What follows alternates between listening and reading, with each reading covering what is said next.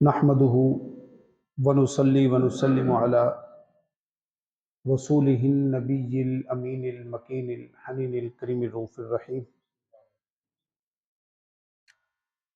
अम्मा बाद फ़अऊज़ु बिल्लाहि मिनश शैतानिर रजीम। बिस्मिल्लाहिर रहमानिर रहीम। वक़ाल अल्लाहु तबारक व तआला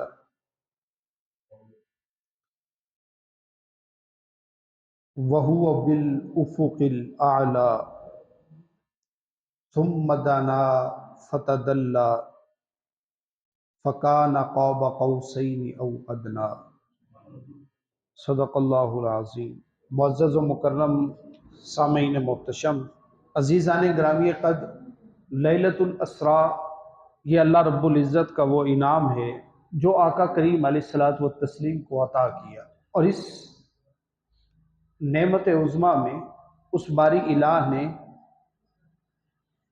अपने हबीब मुकर्रम अलैहिस्सलातु व तस्लीम की अज़मत और शान और जो बुलंद मर्तबा अता किया उसको दुनिया को दिखाया। अजीज़ान मोहतरम, ज़िंदगी में इंसान सफ़र पर रहता है, लेकिन ये सफ़र जो अल्लाह ने अपने हबीब मुकर्रम अलैहिस्सलातु व तस्लीम को करवाया, ये अपनी पहचान, अपनी शनाख्त और अपना आप दिखाने के लिए था। आज की गुफ्तगू में थोड़ा सा तज़किरा हुसूल बरकत के लिए शब मेराज का और खुसूसी तज़किरा सैयदना मौला अली मुर्तज़ा करमल्लाहु वजहुल करीम का, कि वहाँ के मरातिब में उस मालिक लायज़ल ने सैयदना अली करमल्लाहु वजहुल करीम को क्या मकाम अता किया हुआ है। इंशाअल्लाह इन दोनों चीज़ों को डिस्कस करेंगे। बारी इलाह हमें हक बात कहने, आप सबको हक बात सुनकर उस पर अमल पैरा होने की तौफीक अता फरमाए। अजीज़ान ग्रामी कद्र, इस दौरे पुर फितन का एक अलमिया जिसका हम सामना कर रहे हैं, वो बारी इलाह का वो ख़ास इनाम जो अल्लाह ने अपने हबीब मुकर्रम अलैहिस्सलातु व तस्लीम को अता किया, उसका इनकार है। जदीद नस्ल, जदीद जहन हर चीज़ को अक्ल की कसौटी पर परखती है और दलील ये दी जाती है कि इसका कोई अक्ली सबूत नहीं मिलता कि प्यारे हबीब मुकर्रम अलैहिस्सलातु व तस्लीम ज़मीन से आसमान की तरफ सफ़र करके गए। ऐसा नहीं हुआ कि आका करीम अलैहिस्सलातु व तस्लीम ने मस्जिद हराम से मस्जिद अक्सा तक का सफ़र किया हो, मस्जिद अक्सा से फिर ऊपर जाते जाते औ अदना तक का सफ़र इख्तियार किया हो, ये मुमकिन नहीं है अकली तौर पर। तो मैं हुसूल बरकत के लिए फ़कत दो तीन बातें अर्ज कर देता हूँ कि हमारे उस्ताद मुकर्रम हुजूर शेखुल इस्लाम की बताई और सिखाई हुई, उनसे सीखी हुई चीज़ें आप लोगों तक मैं मुंतकिल कर रहा हूँ। सवाल ये ज़हन में पैदा होता है कि आका करीम अलैहिस्सलातु व तस्लीम ने जब सफ़र इख्तियार फरमाया, अल्लाह की तरफ से हुक्म आया कि हबीब को हबीब के साथ मिला दो, मुलाकात करवा दो, तो उस बारी इलाह ने खास तौर पर बुराक ही क्यों भेजा, बुराक के जरिए सफर क्यों इख्तियार किया गया? तो देखिए, सबसे पहला जो इसका जवाब बनता है, दलील बनती है कि सवारी उस वक्त इख्तियार की जाती है जब जिस्म के साथ सफर हो। आप रोजाना ख्वाब देखते हैं, जाने कहां कहां घूम के आते हैं, क्या उसके लिए आपको सवारी की जरूरत पड़ती है? आप यहीं बैठे बैठे अपने आप को तसव्वुर में मदीना मुनव्वरा में सुनहरी जालियों के सामने महसूस करते हैं। इसके लिए सफर की जरूरत पड़ी है, सवारी की जरूरत पड़ी है। सवारी की, जहाज की, गाड़ी की जरूरत किस वक्त पड़ेगी? جب آپ اپنے جسم کے ساتھ سفر کریں گے تو براق کے ذریعے اللہ رب العزت نے سفر کروا کے یہ ثابت کیا کہ جو لوگ کہتے ہیں کہ پیارے حبیب مکرم علیہ الصلوۃ والتسلیم نے فقط ذہنی طور پر خیالاتی طور پر سفر کیا ہے، اس کا انکار ہے۔ یہ ثابت کیا ہے کہ پیارے حبیب مکرم علیہ الصلوۃ والتسلیم اپنے جسد اطہر کے ذریعے ہی معراج پر تشریف لے گئے، اپنے جسد اطہر کے ساتھ ہی مالک لا یزل سے ملے، اپنے جسد پاک کے ساتھ ہی اس مالک لا یزل کے روبرو ہوئے۔ تو سواری کی ضرورت اس وقت پیش آتی ہے جب جسم بھی ساتھ سفر کر رہا ہو۔ اگر جسم ساتھ سفر نہ کرے تو پھر سواری کی ضرورت پیش نہیں آتی۔ دوسری بات فرمایا کہ آقا کریم علیہ الصلوۃ والتسلیم کو اللہ رب العزت نے حرم کعبہ کے پاس سے دو روایات ملتی ہیں۔ ایک یہ کہ آقا کریم علیہ الصلوۃ والتسلیم حتیم میں ایک چھپر بنا ہوا تھا کھجور کے درختوں کا، وہاں اس کے نیچے آقا کریم علیہ الصلوۃ والتسلیم بستر استراحت پہ تھے، یا پھر اس کے بالکل سامنے ام ہانی کا گھر تھا، ان کے گھر میں آقا کریم علیہ الصلوۃ والتسلیم تشریف فرما تھے، اور وہاں سے سفر معراج کا آغاز ہوا۔ اب چونکہ آقا کریم علیہ الصلوۃ والتسلیم اس دنیا میں تھے، اس عالم اسباب میں تھے، عالم اسباب سے جس وقت سفر کا آغاز ہو رہا ہے، اللہ رب العزت نے براق کی سواری عطا کی کہ اس دنیا میں اسباب کے تحت کام ہوتے ہیں۔ تو مالک لا یزل نے اسباب کی صورت میں ظاہری طور پر سواری عطا کی۔ اور پھر دیکھیے کیا آقا کریم علیہ الصلوۃ والتسلیم نے ساری کی ساری زندگی اسباب کے بغیر معجزات نہیں دکھائے؟ جب چاند کو دو ٹکڑے کیا ہے فقط ہاتھ کا اشارہ تھا، یہاں کون سے اسباب استعمال کیے؟ چاند کو دو ٹکڑے کر دیا، آقا کریم علیہ الصلوۃ والتسلیم کے دست اقدس سے پانی کے چشمے بہ رہے ہیں، پیارے آقا کریم علیہ الصلوۃ والتسلیم نے اشارہ کیا اور درخت چلتے ہوئے آ کے آقا کریم علیہ الصلوۃ والتسلیم کو سجدہ کر رہے ہیں۔ آقا کریم علیہ الصلوۃ والتسلیم کے دست اقدس میں کنکریاں ہیں، اور وہ کنکریاں کلمہ اونچی آواز کے ساتھ پڑھ رہی ہیں، تو کیا وہ باری الہ اس پر قدرت نہیں رکھتا تھا کہ وہ یہ سفر بھی بغیر اسباب کے کروا دیتا؟ دراصل یہ علم میں تھا کہ اس کے منکرین ظاہر ہوں گے، اس کے انکار کرنے والے سامنے آئیں گے، ان کو دکھانے کے لیے کہ لوگوں بعض اوقات تمہاری سمجھ کے اندر کوئی چیز نہیں آتی، اس کا یہ مطلب نہیں ہے کہ اس کا وجود ہی نہیں، اور اس کی بے شمار حکمتیں ہیں۔ ایک اور حکمت کہ آقا کریم علیہ الصلوۃ والتسلیم کو سواری ہی کیوں دی گئی؟ یہ آج جو روحانیت کے دعوے دار ہیں، لوگ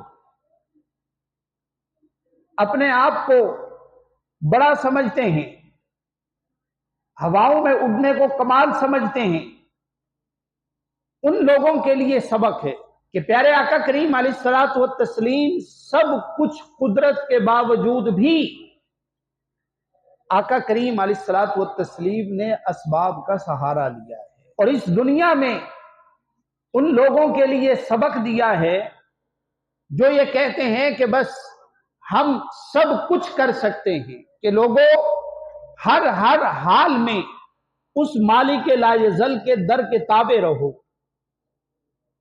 اس رب ذوالجلال کی عطاؤں میں رہو، اس مالک لا یزل کی نوازشات کے اندر اپنے آپ کو محسوس کرو، اور اپنے آپ کو اس دائرے میں سے نہ نکالو کہ جہاں بندہ اپنی ذات میں سے نکل کر اللہ رب العزت کے مقابل کھڑا ہو جائے، جہاں بندہ اپنے آپ سے نکل کر اللہ رب العزت کی معرفت سے بیگانہ ہو جائے، جہاں بندہ اپنے آپ سے نکل کر اللہ رب العزت کی کبریائی میں سے باہر ہو جائے اور یہ تصور کرے کہ بس میں سب کچھ ہوں، میں سب کچھ ہوں۔ تو عزیزان گرامی قدر، اور یہاں سے ایک بات اور بھی سمجھ میں آتی ہے، ہمارے استاد مکرم نے فرمایا کہ بعض اوقات لوگ سمجھ لیتے ہیں کہ فقط دعائیں ہی کام کر جاتی ہیں اور اسباب کی طرف یعنی دوائیوں کی طرف، میڈیکل کی طرف نہیں جاتے۔ کہتے ہیں بس ہی پیر جی نے دم کر دیتا ہے، بس ہن بڑے پار، بس ایسا نہیں۔ اپنے آپ کو اسباب کے تحت بھی رکھیں۔ اللہ نہ کرے اگر کسی کو مرض ہو جائے تو خالی دم درود کے اوپر نہ رہا کریں، ہر چیز کی کوئی نہ کوئی میڈیکل ریزن بھی ہے، اس کا ساتھ ساتھ علاج بھی کروائیں۔ آقا کریم علیہ الصلوۃ والتسلیم کی سنت ہے کہ علاج کو اختیار کیا جائے۔ ہاں اس کے اندر برکت پڑ جاتی ہے اللہ کے کلام کے شفا کی، اللہ رب العزت کے نام کی برکت اس کے اندر شامل ہو جاتی ہے تو وہ کام بڑی آسانی کے ساتھ ہو جاتا ہے، لیکن جو اس کا میڈیکل ٹریٹمنٹ ہے یہ لازمی ہو کہ عالم اسباب میں ہم لوگ موجود ہیں۔ تو عزیزان گرامی قدر، آقا کریم علیہ الصلوۃ والتسلیم جب معراج پر تشریف لے گئے، ابتدائی سواری براق تھی۔ آقا کریم علیہ الصلوۃ والتسلیم نے وہاں پہنچ کر دیکھا، فرمایا کہ لما عرج بی الی السماء، کہ جب مالک لا یزل نے مجھے معراج عطا کی آسمانوں کی طرف، رأیت علی ساق العرش مکتوبہ، میں نے وہاں پر لکھا ہوا دیکھا لا الہ الا اللہ محمد الرسول اللہ۔ میں نے عرش پر جگہ جگہ دیکھا کہ اللہ نے اپنے نام کے ساتھ میرا نام لکھا ہوا تھا، میرے نام کی تختی اللہ کے نام کی تختی کے ساتھ لگی ہوئی تھی۔ اور پھر فرمایا آگے میں نے لکھا دیکھا، یہ امام طبرانی نے اس کو روایت کیا معجم الاوسط میں، فرمایا کہ ایتہ بعلی، اور میں نے محمد عربی صلی اللہ علیہ وسلم کی تائید اور نصرت کے لیے ان کو علی عطا کیے ہیں۔ اور پھر فرمایا ورأیت مکتوبا، اور میں نے یہ لکھا ہوا دیکھا علی امام المتقین، کہ میں ان کو علی عطا کرنے لگا ہوں جو متقیوں کے امام ہوں گے۔ اور پھر فرمایا قائد الغر المحجلین، اور پوری امت میں جو روشن چہروں والے ہوں گے، جن کے روشن چہرے ہوں گے، جن کے چہروں سے نور ٹپکتا ہوگا، ان تمام کے قائد اور امام حضرت علی کرم اللہ وجہ الکریم ہوں گے۔ اور میں نے لکھا دیکھا یعصوب المؤمنین، وہ سارے کے سارے مومنین کے سردار ہوں گے۔ گویا شب معراج مالک لا یزل نے جہاں آقا کریم علیہ الصلوۃ والتسلیم کو اپنی اور آقا کریم علیہ الصلوۃ والتسلیم کی محبت کا ثبوت دیا، ہر ہر جگہ پر جہاں اس مالک لا یزل کا نام لکھا ہوا تھا اس کے ساتھ محمد عربی صلی اللہ علیہ وسلم کا نام لکھا ہوا دکھایا، وہیں سیدنا علی کرم اللہ وجہ الکریم کا بھی مرتبہ دکھا دیا کہ حبیب مکرم جہاں جہاں اس دنیا فانی میں آپ ہیں وہاں وہاں آپ کے ساتھی علی ہیں، اور معراج پر بھی جہاں جہاں آپ اللہ کے ساتھ اپنے آپ کو پائیں گے وہاں وہاں حضرت علی کرم اللہ وجہ الکریم کے تذکرے بھی پائیں گے۔ اب جب گفتگو جاری تھی اللہ کی، اپنے حبیب کے ساتھ گفتگو جاری تھی، जाने वो क्या समा होगा कि कोई बोलने वाला होगा और कोई सुनने वाला होगा। वो बोलने वाला भी कमाल और सुनने वाला भी कमाल। एक बोल रहा होगा, एक सुन रहा होगा। आका करीम अलैहिस्सलातु व तस्लीम फरमाते हैं, लम्मा अराजा इला समा, कि जब रब्बे जुल जलाल ने मुझे आसमानों की सैर करवाई, सअलतु रब्बी अन अखी, एक सेशन हुआ, एक मौका ऐसा आया कि एक रब्बे जुल जलाल था और एक मैं था। उस खलवत के लम्हात में मैंने सवाल किया, सअलतु रब्बी अन अखी, ए अल्लाह, मूसा का तो भाई था हारून, मूसा का तो हारून भाई था अलैहिमुस्सलाम, ए अल्लाह मेरा भी कोई भाई है? सअलतु रब्बी अन अखी, या अल्लाह मेरा भी कोई भाई है? फकील, मुझे कहा गया, मैंने सुना, कहा गया अली इब्न अबी तालिब, कि हाँ तुम्हारा भी एक भाई है और उसका नाम अली इब्न अबी तालिब है। अब पूछा आका करीम अलैहिस्सलातु व तस्लीम ने क्या था कि या अल्लाह मेरा भी कोई भाई है? तो जवाब फकत इतना ही काफी था कि अली इब्न अबी तालिब। लेकिन हदीस क्या कहती है? हदीस कहती है कि शबे मेराज अल्लाह रब्बुल इज्जत ने जिस वक़्त आका करीम अलैहिस्सलातु व तस्लीम के सवाल का जवाब दिया, तो फकत इस बात के ऊपर नहीं खामोश हो गया बारी इलाह कि अली तुम्हारा भाई है, फरमाया कि सय्यदुल अरब,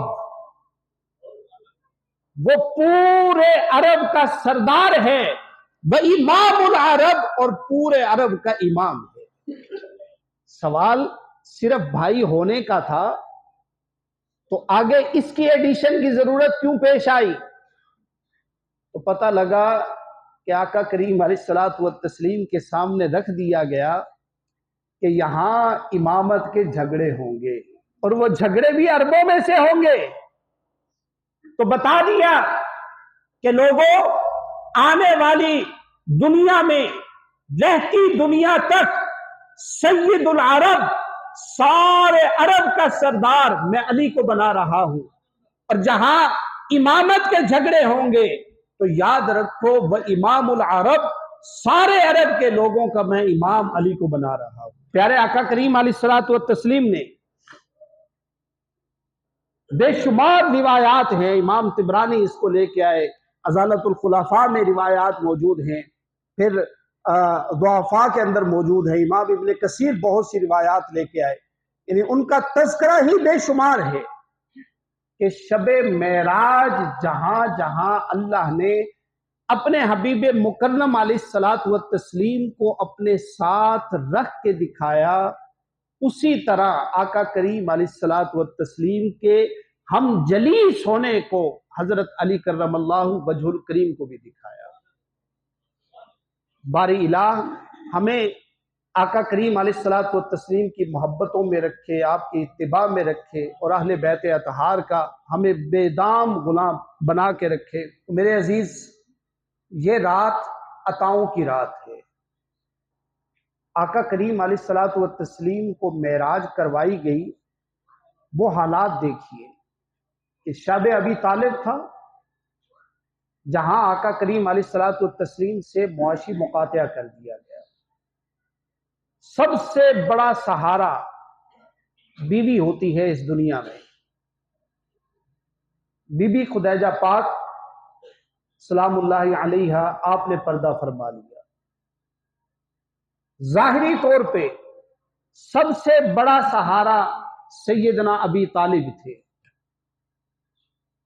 उनको भी अल्लाह ने अपने पास बुला लिया।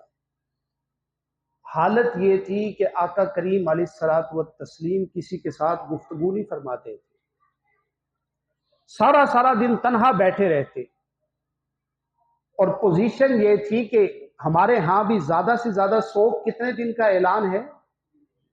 3 دن کا۔ غم کا عالم یہ تھا کہ پیارے حبیب مکرم علیہ الصلوۃ والتسلیم نے اس پورے سال کو عام الحزن قرار دے دیا تھا کہ یہ ایسا غم ہے کہ اس کا سوگ پورا سال منایا جائے گا۔ اب اندازہ کریں اس غم کا عالم کیا ہوگا۔ جب یہ غم انتہا کو پہنچے نا، پھر اللہ نے کہا کہ پیارے حبیب آ جاؤ، میں آپ کا یہ غم دور کرتا ہوں۔ اور غم کیسے دور کرتا ہوں؟ پیارے حبیب، ایک ایسی ملاقات کا اہتمام کرتا ہوں کہ جو کائنات میں نہ اس سے پہلے کبھی ہوئی ہے نہ اس کے بعد ہوئی۔ اور ایسی ملاقات ہوئی کہ اللہ نے اپنے سامنے بلا کے کہا کہ ثم دنا فتدلا، پھر اتنا قریب ہو گئے دونوں کہ جہاں قربتیں بھی ختم ہو گئی۔ اور ایک قیاس کے طور پہ ہو سکتا ہے کہ کیا ہے، قاب قوسین او ادنا، سمجھانے کے لیے کہ جیسے 2 کمانیں آپس میں مل جاتی ہیں، کبھی کمان دیکھی ہے تیر والی، ان کو آپس میں ملا دیں تو درمیان میں کوئی فاصلہ بچتا ہے؟ کچھ بھی نہیں۔ اور یہ فرمایا کہ بعض نے کہا کہ یہ قوسین ہیں، ان کے درمیان کچھ کا فاصلہ ہوتا ہے اور کچھ کا فاصلہ نہیں ہوتا۔ تو فرمایا کہ کان قاب قوسین، یا 2 قوسوں کی طرح، او ادنا، یا اس سے بھی قریب۔ اب اس سے بھی قربت کیا ہوگی، یہ یا اللہ جانتا ہے یا اس کا حبیب جانتا ہے۔ میرے عزیز، آج کی رات بہت اہمیت کی حامل ہے کہ جہاں اللہ غم کے اندر سے نکال کے راحتوں میں پیارے حبیب مکرم کو لے کے جا رہا ہے، تو آج کی رات غموں سے نکلنے والی رات، اللہ کی عطاؤں کی رات ہے۔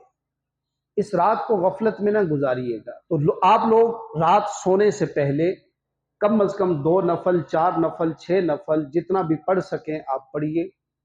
یاد رکھیے کہ احادیث میں اس کا کوئی خاص چیزیں موجود نہیں ہیں کہ فلاں عبادت کی جائے، فلاں عبادت کی جائے، فلاں کیا جائے۔ احادیث میں ایسا کچھ موجود نہیں ہے۔ ہاں، کچھ اللہ والے ایسے ہیں جنہوں نے اس رات بہت کچھ پایا ہے۔ اب جنہوں نے پایا نا، انہوں نے بتا دیا کہ ہم نے یہ کیا تو ہمیں یہ ملا۔ ایک بزرگ تھے، ان کے پاس ایک شخص آیا اور کہا کہ حضور، شب معراج کا ہے کوئی وظیفہ کہ میں اپنے دکھوں اور غموں سے نکل سکوں؟ تو کہا کہ ہاں، میں اسی طرح غموں سے نکلا ہوں۔ فرمایا کہ 12 رکعت پڑھنی ہے، 12 رکعت، ان کے اندر ہر رکعت میں 3 مرتبہ قل هو اللہ پڑھنی ہے۔ ہر رکعت میں 3 مرتبہ قل هو اللہ۔ ہم نارمل 1 مرتبہ پڑھتے ہیں، تو اس میں ہر رکعت میں ہم نے کتنی مرتبہ پڑھنی ہے؟ 3 مرتبہ۔ 3 مرتبہ قل هو اللہ پڑھنی ہے، اور اس کے بعد 70 مرتبہ وہیں پہ بیٹھ کے الم نشرح لک صدرک سورہ انشراح پڑھنی ہے۔ الم نشرح لک صدرک وہیں پہ بیٹھے بیٹھے پڑھنی ہے۔ تو انہوں نے فرمایا کہ جو آپ کی دلی مراد ہو آج کی رات مانگ لو، انشاءاللہ اللہ عطا کرے۔ یہ ان کا منقول ہے، بابا سماوی علیہ رحمہ کا یہ بتایا ہوا ہے۔ نارملی طور پر چونکہ حدیث میں اس کی کوئی ترتیب موجود نہیں ہے، جو آپ کر سکیں، بے شک 2 رکعت نفل پڑھیں، اگر تہجد میں اٹھ سکیں فبیہا، نہ اٹھ سکیں رات سونے سے پہلے 2 رکعت پڑھ لیں، 1 رکوع قرآن پاک کا پڑھ لیں، 1 تسبیح کوئی درود پاک کی پڑھ لیں، لا الہ الا اللہ کی پڑھ لیں، جو آپ آسانی کے ساتھ پڑھ سکیں۔ آج کی رات مانگیں ضرور، اللہ سے ہم کلامی ضرور کریں، اللہ سے ہم کلام ضرور ہوں کہ آج کی رات عطاؤں کی رات، اس عطاؤں کی رات میں محروم نہ رہیں، اپنے آپ کو اللہ رب العزت کے ساتھ جوڑ لیں۔ مالک لا یزل ہم سب کو آج کی رات کی برکات عطا فرمائے، خیر و عافیت رکھے، اللہ سلامت رکھے۔ السلام علیکم ورحمۃ اللہ۔